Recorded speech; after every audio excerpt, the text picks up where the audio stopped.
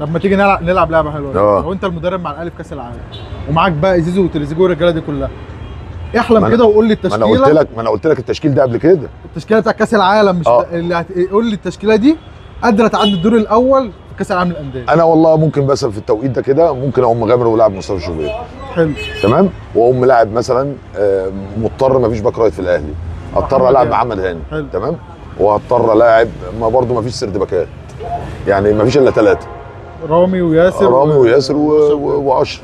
هلاعب اشرف مثلا قول شويه خليني خلاص ياسر كده لطش واخد بالك، فممكن اقوم لاعب اشرف ولاعب رامي ربيعه ولاعب علي معلول.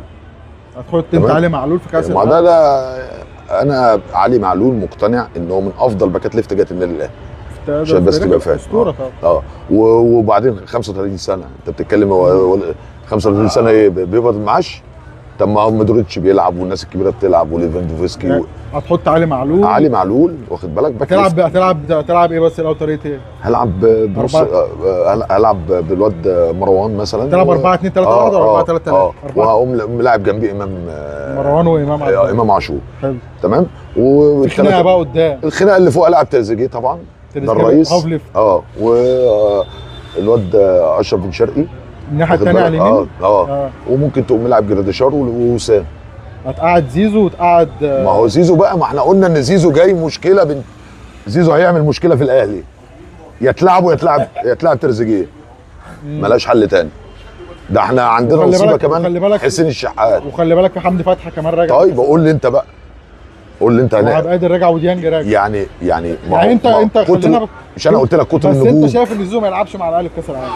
بن شرقي وتريزيجيه هم اللي يكونوا بن شرقي وتريزيجيه طرفين هيعملوا لك حاله. عاوز اقول لك هم هيعرفوا يقفوا على الكوره وهيعرفوا يطلعوا الناس. زيزو خلي بالك برضو بيرفع الشورت وبتاع وعافياجي يعني كده يعني هو ليه وقته. ده تديله نص ساعه بتاع الكلام ده يكون الناس وقعت والبدني بتاعه هو اللي اشتغل كده يعني.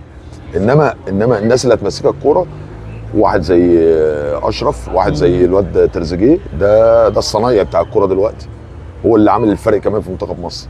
تريزيجيه ولا بن شرقي؟ طيب ايه تريزيجيه ولا بن شرقي دلوقتي؟ عموما سيبك من دلوقتي وقبل كده. هو اشرف بصراحه هو اشرف احرف من تريزيجيه. يعني اشرف ده بيعمل اللي معقول في الكوره، انما تريزيجيه عنده صحه وعنده باور واخد بالك وعنده يعني لو هتلعب واحد بس فيهم تختار من واحد بس اللي قدامك تلعب؟ لا الاثنين هلاعبهم. لو انت واحد اختار واحد، بس الاثنين برضه بيلعبوا ناحيه الشمال، يعني الاثنين قوتهم في ناحيه الشمال. انت ممكن تلعبهم جوا بعض بس عشان تاخد 100% من ده وتاخد 100% من ده. انا ممكن اديهم ايه يعني، عارف انت اديهم يعني اقسم المباراه عليهم الاثنين. يعني الاثنين اقسم ده ياخد يعني ده تغييره وده كده يعني ده بدايه وده تغييره. طب زيزو ولا بن شرقي؟ بن شرقي طبعا.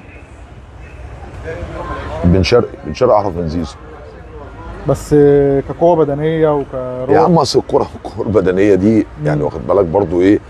انا يعني النهارده شفت انت مصطفى فتحي.